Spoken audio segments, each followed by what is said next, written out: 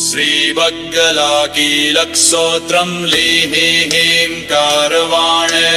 रिपुदलदलने घोरगम्भीरदे रीहींकाररूपे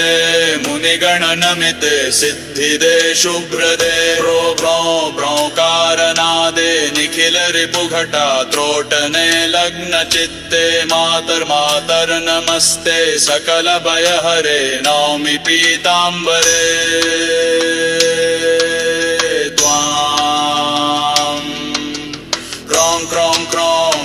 रूपे हरिकुलहनने देहकीले कपाले हस्रहस्वरूपे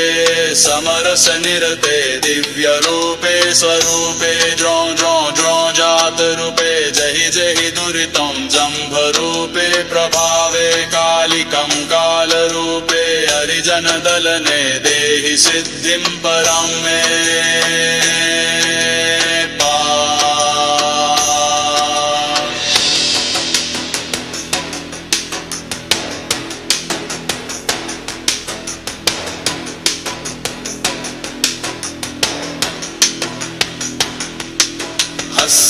हस्री च हस्रे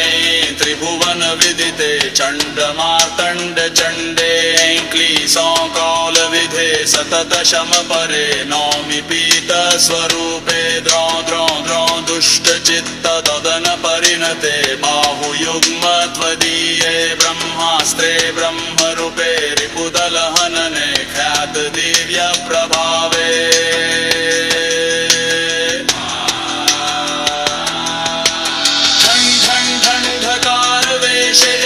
ज्वलन प्रतिकृति ज्वालमाला स्वरूपे धा धा धा धारयन्ति रिपुकुलरसनामुद्गरं वज्रपाशं डा डा डाकिन्याद्यडिमकटिमटिमं डमरुं वादयन्तीम्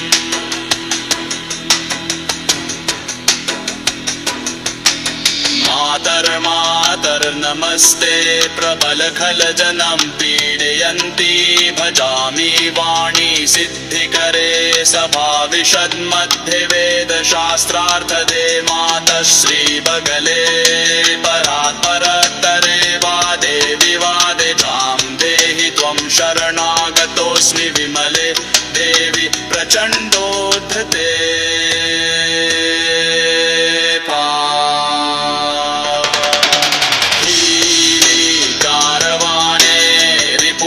दलने घोर गंभीरनादे वीकाररूपे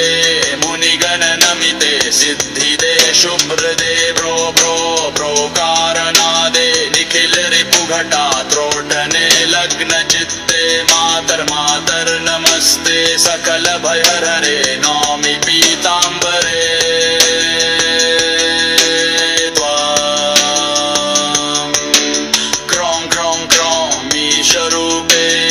हरिकुलहनने देहकीले कपाले हस्रहस्वरूपे समरसनिरते दिव्यरूपे स्वरूपे द्रौ द्रौ द्रौ जातरूपे जहि जहि